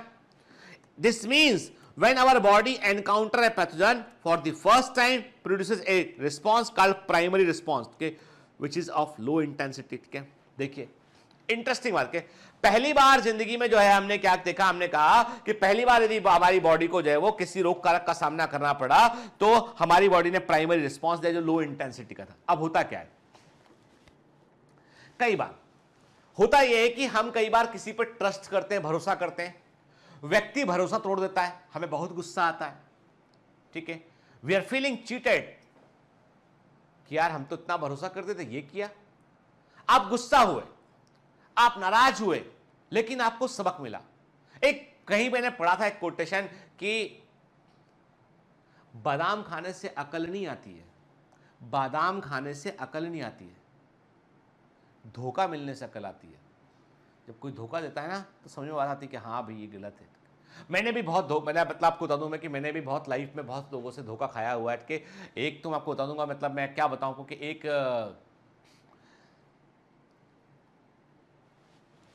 एक लेडी मुझे मेरे पास आई, उन्होंने कहा कि she want to help the entire जो है अपना हमारे बायोमेंटर्स में हेल्प करना चाहती हैं, कि तो वो आई, तमाम हम लोगों ने उनको बिठाया, समझा अच्छे से, मतलब वी रिस्पेक्ट एवरीबडी के and we give her responsibility. तो जितना भी कंटेंट था बायोमेट्रिक सब सॉफ्ट कॉपी बनू के हमने उनको कहा कि ये रखिए, आप इसमें हमको हेल्प कीजिए, आप अच्छे क्वेश्चन क्रिएट करने में हेल्प कीजिए, अच्छा कंटेंट बनाइए। लेकिन उसके बाद सडनली गायब, 2-4 दिन बाद कि मैं नहीं कर पाऊंगी, तमाम एग्रीमेंट सब कुछ होने के बावजूद। फैन वी सॉ कि भाई लीगल एक्शन चाहते तो लेते, लेकिन हमने कहा कि नहीं यार, किसी लाइफ मतलब लीगल एक्शन लेंगे परेशान होगा व्यक्ति, हमको भी मेंटेन टेंशन रहेगा। लेकिन व्हाट वी फील चीटेड कि the entire content in soft copy वो उनके पास, बुक्स वो उनके पास, and after few months we get to know that कि she has own coaching institute and they are using the material। अब क्या बोलेगा आदमी, ठीक है। लेकिन वही ना, जिंदगी में एक बात ध्यान रखना, बड़ी पते की बात बोलूंगा आपको आज मैं, के सुनना बात। एक छोटी सी कहानी, स्टोरी यह है कि एक जंगल रहता है, उस जंगल में एक मतलब जंगल क्या, एक गांव रहता है बड़ा सा, गांव के बाहर एक जंगल होता है, उस जंगल से वो गांव दूर दिख रहा होता है। उस जंगल में एक बड़ा डाकू होता है, वो डाकू जो है वो हर मतलब वहां का बड़ा खतरनाक डाकू होता है, जो कई लोगों को लूट लेता है, कई सारे घरों में डकैती डालता है। उसका एक बेटा होता है, 8-10 साल का बेटा उसका होता है। एक दिन गांव के अंदर खूब रोशनी चमक रही होती है, उस गांव में खूब रोशनी चमक रही होती है, एक बड़ी सी हवेली होती है और उस हवेली में काफी लाइट लगी होती है और ऐसा लगता है कि फेस्टिवल मन रहा है। तो जंगल के अंधेरे से वो बेटा देखता है और बोलता है, अपने पिताजी को पूछता है कि पिताजी, पापा ये जो सामने हवेली दिख रही है, इस हवेली में कौन रहता है? तो उसके पिताजी गर्व से बोलते हैं, सेठ करोड़ीमल रहता है वहां पे। हमने 4 बार लूटा उस आदमी को, 4 बार पूरा हमने खजाना खाली कर दिया उसका, 4 बार हम लूट चुके हैं उसको, पता है तुम्हें? बेटा अपने पिताजी की तरफ देखता अजीब नजर से, बोलता पिताजी लेकिन तब भी हम जंगल में अंधेरे में ऐसे रह रहे हैं हम। वो 4 बार लुटकर भी देखो उसको, उसके घर की हवेली को देखो, रोशनी है, चमक है, खुशियां हैं। हां, हमारे पास क्या है? तो कुछ नहीं है। तो फिर उस डाकू की आंखें खुलती है कि किसी को लूट कर, किसी का कुछ राइट लेकर you can not grow in life. आप कभी लाइफ में ग्रो नहीं कर सकते हैं। वही जंगल रहेगा, वही अंधेरा रहेगा और वो हर बार वही करना पड़ेगा। जो लुट गया वो फिर से बन गया, क्योंकि उसका इंटेंशन ठीक था, उसके पास हुनर था। और जिसके पास हुनर नहीं था वो दूसरे का छीन लाया। छीना हुआ कब तक चलेगा? अंधेरा तो रहेगा, रहना जंगल में ही पड़ेगा। और ये बात जिंदगी पर भी लागू होती है। तो कहानी खत्म, कोर्स में आगे बढ़ते हैं। तो कहने का मतलब यह है कि किसी ने धोखा दिया, पहली बार गुस्सा आया, सीखे कि यार ऐसे ट्रस्ट नहीं करना चाहिए। मतलब आपको बताओ कि छोटी छोटी चीजें होती कि भाई अभी एक जमाने में कोई बोलता था कि हमको थोड़े से पैसे दे दो, आप उधार दे दिए कि भाई ठीक है लुटा देगा, नहीं लुटाया आदमी ने एक बार, फिर उसने बात ही करना बंद कर दिया, बुरा बोलना और शुरू कर दिया।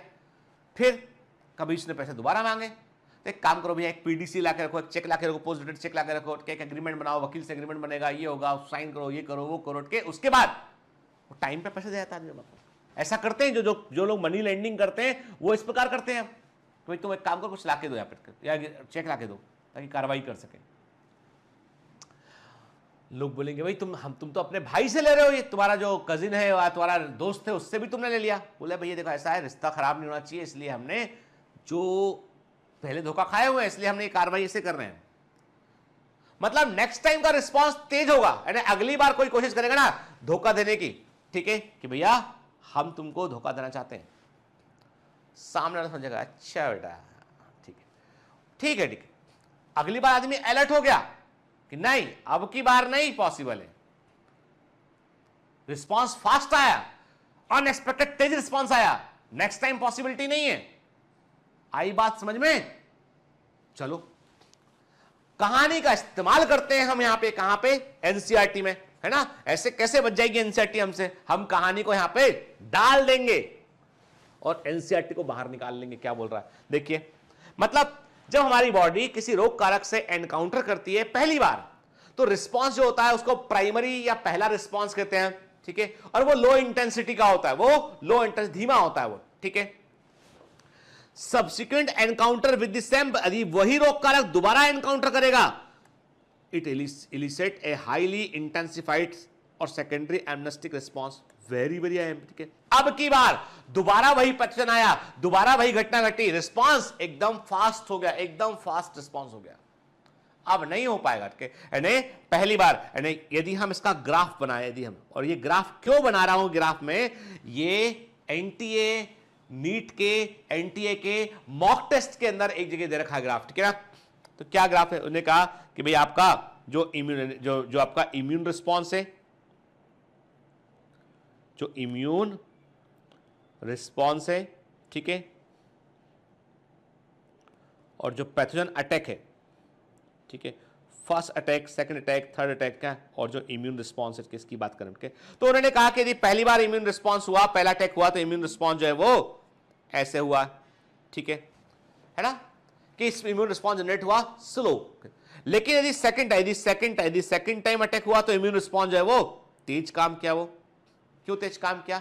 This is the amnestic response, क्योंकि अभी बॉडी के पाको पता है कि तुम कौन सा धोखा देने आए हो, बैक्टीरिया यहां पर, कि तुम्हारी दाल यहां पर नहीं गलेगी, अब हम समझ गए हैं, ठीक है।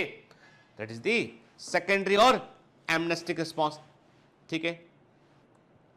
This is describe to the fact that our body appear to have memory for the, मतलब कहने का मतलब ये कि पहली बार का धोखा भूले नहीं है हम, ठीक है, हमको याद है सब कुछ, इसलिए अगली बार हम अलर्ट हो गए कि तुम पहले क्या बोले थे हमसे और फिर तुमने क्या किया, अगली बार तुम दोबारा आ गए, अब हमको मालूम है कि तुम क्या कर सकते हो, इसलिए हम अलर्ट है पहले से, ठीक है। तो मतलब मेमोरी होती है, एक्वायर्ड इम्यूनिटी में मतलब मेमोरी होती है, इसका मतलब ये हुआ, ठीक है।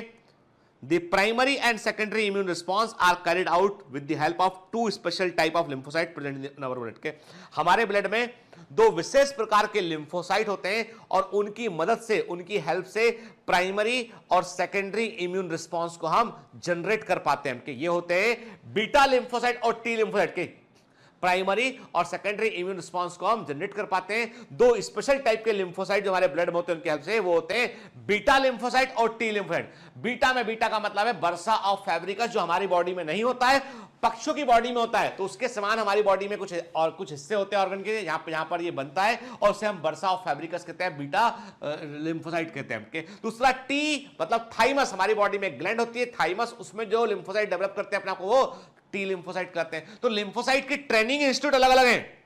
सुनना बात को जरा, ये जो लिम्फोसाइट है ना, इनके ट्रेनिंग इंस्टीट्यूट अलग अलग है। एक का ट्रेनिंग इंस्टीट्यूट है thymus, thymus college of defence, कि थाइमस में जाएंगे, सिखाएगा थाइमस कि देखो याददाश्त ऐसे रखनी है, ऐसे रिस्पांस को जब सेल्स को पहचानना है, सेलुलर इम्यूनिटी तुम भूलना मत, तुम हेल्प करना इम्यून सिस्टम की, helper T cell, memory T cell, cytotoxic T cell, जो सेल को पहचानते हैं वो कि हां सेल को कोई गड़बड़ दिखे तो सेल को भी खा लेना, डरना मत। लगता है ना कि अपना ही आदमी गद्दार हो गया है तो मार देना उसको, छोड़ना मत उसको, वो सेल को भी खा लेना। अच्छा, सेल का सेल टी लिम्फोसाइट की ट्रेनिंग अलग हो रही है। टी लिम्फोसाइट को सिखाया गया है कि कैसे तुमको इम्यून सिस्टम की हेल्प करनी है, कैसे तुमको सेल्स को फेगोसाइटोसिस कर लेना है, कैसे तुमको जो है उसको पकड़ के सेल को खा जाना है, कैसे तुमको मेमोरी याददाश्त रखनी है। बीटा लिम्फोसाइट का कॉलेज अलग है, बीटा लिम्फोसाइट का कॉलेज के bursa Fabricius institute of defence क्या सिखा रहे हैं? तुमको दिए ना बंदूक, ठिसकाएं, गोली चलाना सीखो, गोली बाहर निकलेगी, गोली से मारना। गोली क्या? एंटीबॉडीज। बीटा लिम्फोसाइट वो सैनिक हैं जिनके पास बंदूकें हैं और बंदूकों से गोलियां छोड़ते हैं, और ये गोलियां होते हैं एंटीबॉडीज। क्या होते हैं? एंटीबॉडी। टी लिम्फोसाइट पहलवान हैं जो खुद जाके लड़ते हैं, सेलुलर इम्यूनिटी, और जो बंदूक की गोली है एंटीबॉडी से, वो ह्यूमरल इम्यूनिटी। दोनों के दोनों रोल प्ले करते हैं प्राइमरी सेकेंडरी रिस्पांस में। कहानी अकेली याद मत रखना दोस्त, ठीक है, अंदर का कंटेंट भी याद रखना। तो देखो, अब देखो मैं जो बोल रहा हूं वह एनसीईआरटी बोल रही है, अपनी अपनी भाषा अलग अलग है, हमारी भाषा अलग है, उसकी बात अलग है, मतलब वही सेम है। The beta lymphocyte produces an army of protein. Beta lymphocyte एक प्रोटीन की आर्मी को जनरेट करती है in response to pathogen into our blood to fight with them, और ये प्रोटीन को हम एंटीबॉडीज कहते हैं, ठीक है ना। इनको क्या बोलते हैं? इनको हम एंटीबॉडीज कहते हैं, ठीक है बेटा। क्या बोलते हैं इसको? हम एंटीबॉडीज कहते हैं, इन प्रोटीन को हम एंटीबॉडीज कहते हैं। तो बीटा लिम्फोसाइट जो है वो प्रोटीन की एक आर्मी को प्रोड्यूस करते हैं, ठीक है, और ये इन्हें हम एंटीबॉडीज कहते हैं। क्लियर? ठीक। The T cell themselves do not secrete. T cell के पास बंदूक नहीं है, एंटीबॉडी सीक्रेट नहीं करते हैं, पर ये बी सेल की हेल्प करते हैं। इनको सिखाया गया है तुम्हें कैसे हेल्प करना है बी सेल की, ठीक है।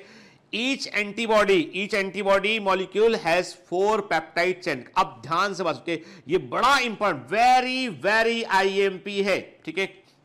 एंटीबॉडी का स्ट्रक्चर इज वेरी इंपॉर्टेंट बेटा, ठीक है ना। क्लियर? तो मैंने क्या कहा, each antibody molecule has 4 peptide chain, उसमें 4 पेप्टाइड चेन होती हैं, 2 स्मॉल होती हैं और 2 लार्ज होती है, 2 लाइट चेन होती हैं और 2 हैवी चेन होती है। तो इसको हम एंटीबॉडी को हम H2L2 कहते हैं। H2 2 हैवी चेन है, L2 2 लाइट चेन है इसमें के, तो एंटीबॉडी को हम H2L2 से रिप्रेजेंट करते हैं। अब इसका स्ट्रक्चर ध्यान से देखिएगा आपके, देखिए वेरी IMP, ठीक है बेटा, ठीक है। क्या देख रहे हैं आप? एंटीबॉडी मॉलिक्यूल का स्ट्रक्चर देख रहे हैं आप के। इसमें आपको ये क्या है बेटा? ये इसका देखो, ये वाला, ये जो है ये है हैवी चेन, दिखा है ना, ये हैवी चेन है इसका, ये लाइट चेन है इसका, ठीक है। अब मैं आपसे कुछ चीजें पूछूंगा इसमें, ध्यान से देखिए। हैवी चेन को लाइट चेन से जोड़ने वाले बॉन्ड कौन से हैं? वेरी इंपॉर्टेंट, जो मेंशन है के, वो बॉन्ड क्या है? वो बॉन्ड है बेटा डाइसल्फाइड बॉन्ड। याद रखना, भूलना नहीं के, डाई सल्फाइड बॉन्ड के। डाइसल्फाइड बॉन्ड जो होते हैं वो हैवी चेन को लाइट चेन से जोड़ते हैं और दोनों हैवी चेन को भी आपस में वो कनेक्ट करते हैं, दोनों हैवी चेन को भी आपस में वो कनेक्ट करते हैं, ठीक है। क्लियर? है ना। और एंटीजन बाइंडिंग साइट यानी जो एंटीबॉडी है वो एंटीजन को अपने साथ जोड़ लेता है, तो उसमें एंटीजन बाइंडिंग साइट कहां होती है, तो ये हैवी चेन और लाइट चेन के बीच में होती है।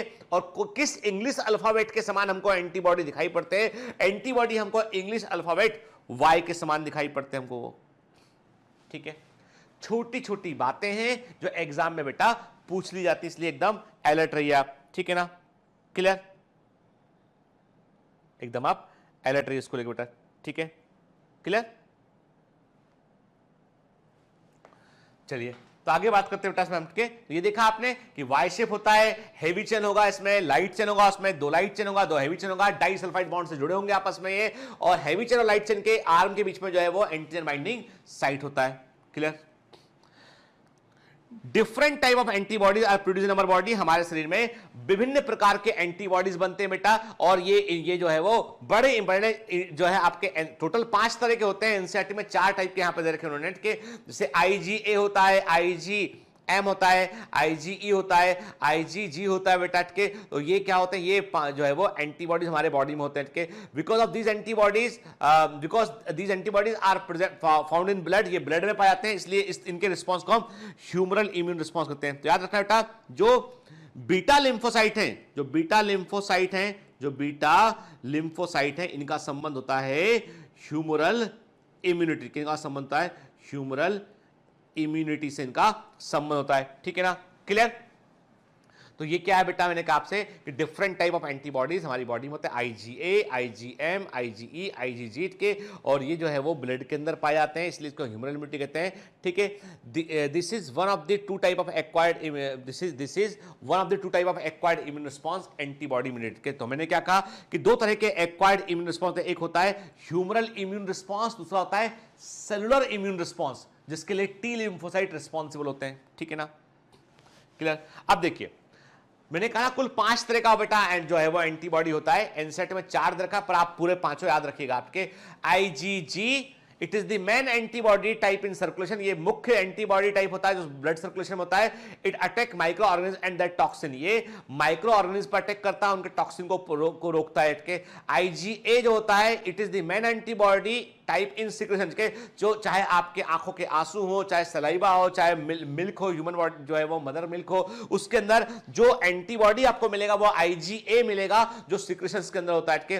फिर जो एलर्जिक रिस्पांस में जो एंटीबॉडी बॉडी में काम करता है वो आईजीई होता है के। और ऐसा एंटीबॉडी जो बड़े साइज का होता है, जो 5 सब यूनिट से बना होता है, काफी बड़े साइज का होता है, उसे आईजीएम कहते हैं। ये भी ब्लड सर्कुलेशन में मिलता है आपका। आईजीडी जो होता है, ये ऐसा एंटीबॉडी होता है जो मेम्ब्रेन बाउंड, जो मेम्ब्रेन से जुड़ा होता है, जो सेल मेम्ब्रेन से जुड़ा होता है, फ्री फ्लोटिंग नहीं होता है, मेम्ब्रेन से जुड़ा होगा। क्लियर। फिर क्वेश्चन उठता है कि what is the difference between antibody and the interferon, antibody और इंटरफेरॉन में क्या अंतर होता है। तो ये टेबल आपको बनाना है बेटा, पहले वाला टेबल भी आपको बनाना है, क्या भूलन के स्क्रीनशॉट ले लीजिए, कॉपी के अंदर इसको नोट कीजिएगा आप, ठीक है ना।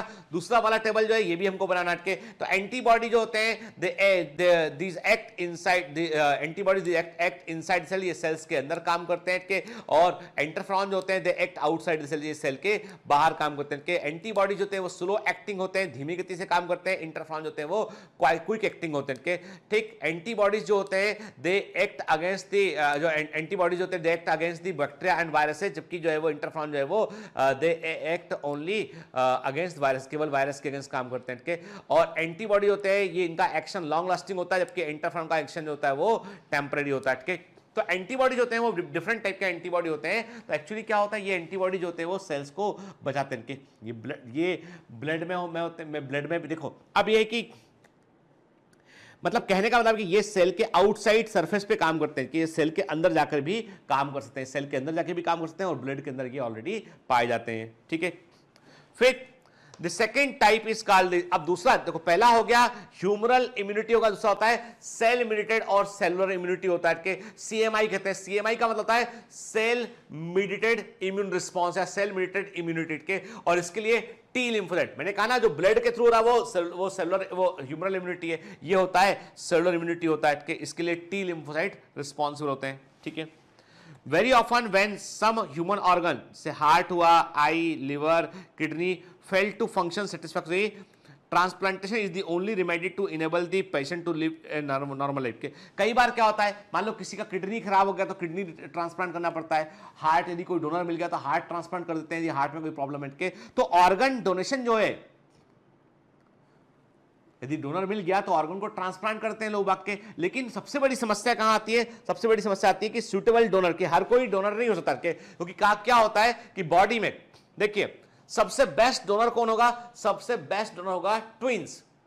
ट्विंस यदि है और वो भी मोनोजाइगोटिक ट्विंस, यदि मोनोजाइगोटिक ट्विंस हैं तो उनमें ऑर्गन रिजेक्शन का चांसेस ना के बराबर है।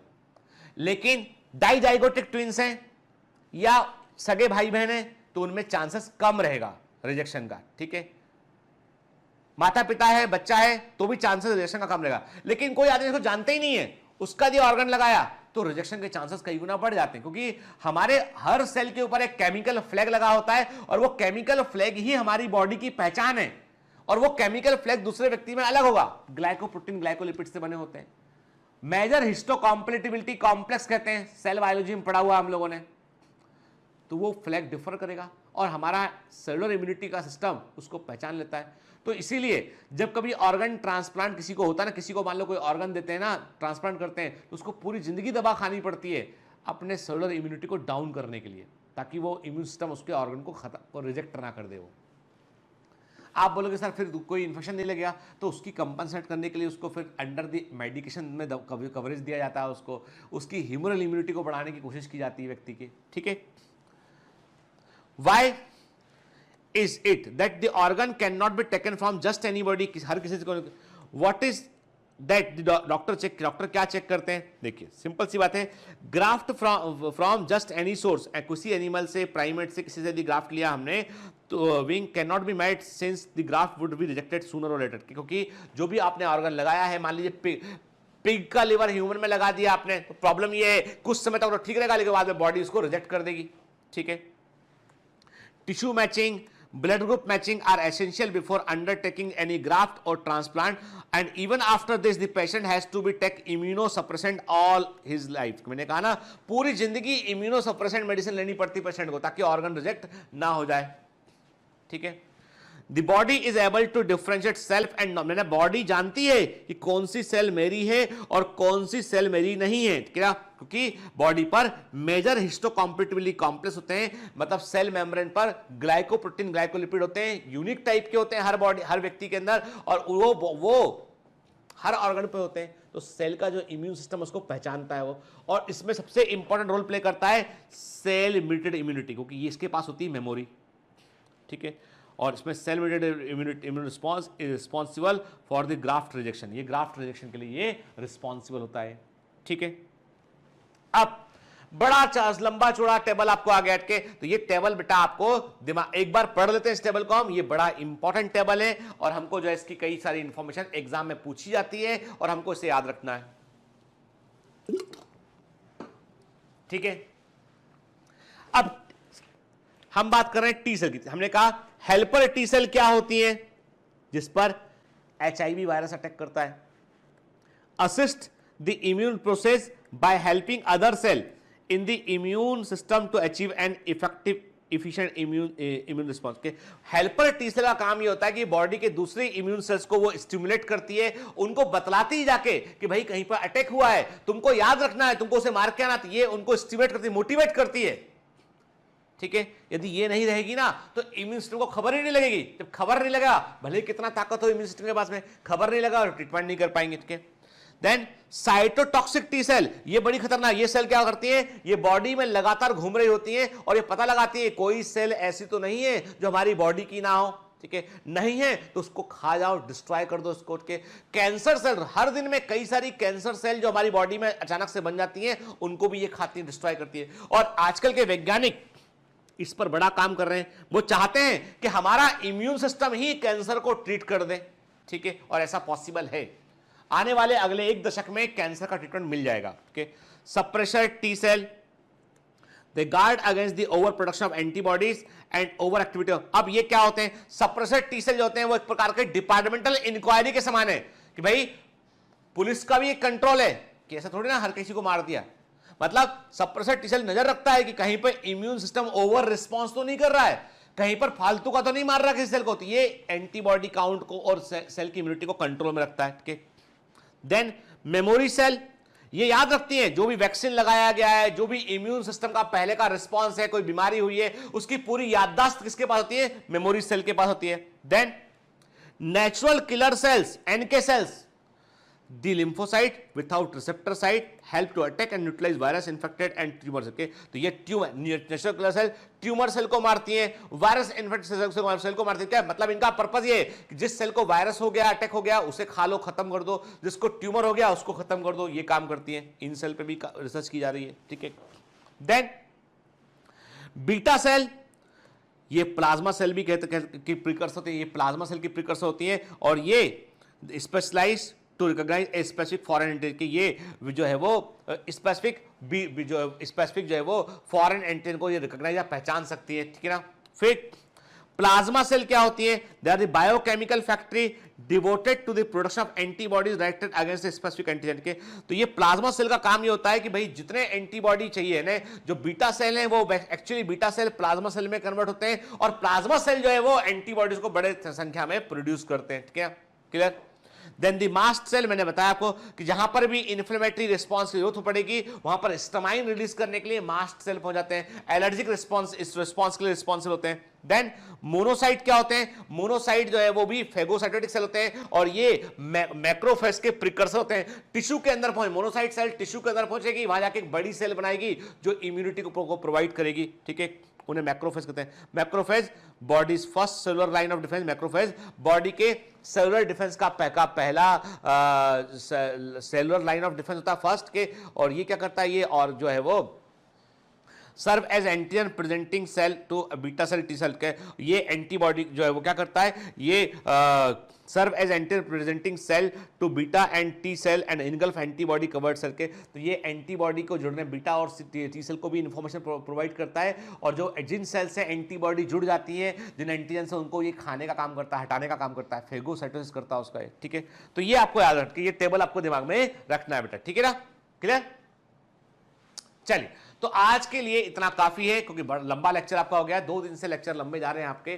कोई बात नहीं बेटा, क्योंकि मैंने कहा ना आपसे कि कभी कभी कोर्स को स्पीड अप करने के लिए हमें आपका नेक्स्ट चैप्टर जो शुरू होना है आपकी दूसरे पोर्शन में, उसको हम शुरू कर देंगे एज सुन एज पॉसिबल, लेकिन अभी फिलहाल ये चैप्टर पे फोकस किया है मैंने क्योंकि हम चाह रहे थे थोड़ा कोर्स को स्पीड अप करना, इसलिए ऐसा किया हमने। तो मैंने पहले भी कहा है कि ये 11th या 12th का क्लास नहीं है, इसलिए कई बच्चे सर 11th का लेक्चर कब आएगा?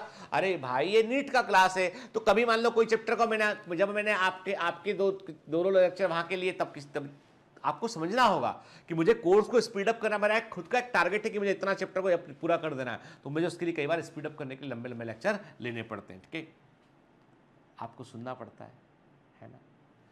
बुरा लगता हो तो मुझे माफ कर देना बेटा, लेकिन ये कि मेरा कहने का मतलब ये है कि आपको पढ़ना चाहिए। अभी आपका पूरा फोकस पढ़ने पर आना चाहिए कि सर क्या पढ़ा रहे हैं, क्या सीखने मिला हमको, ये आपके लिए ज़्यादा इंपॉर्टेंट है। तो पढ़ते रहिए, मेहनत करते रहिए, all the best.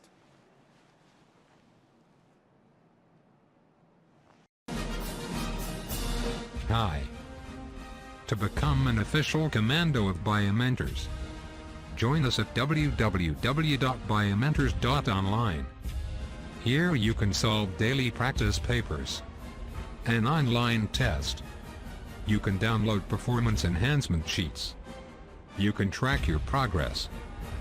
You can interact with other fellow commandos. Join us and prepare yourself. It's a commando training for your success. Download Biomentors online app from Google Play Store.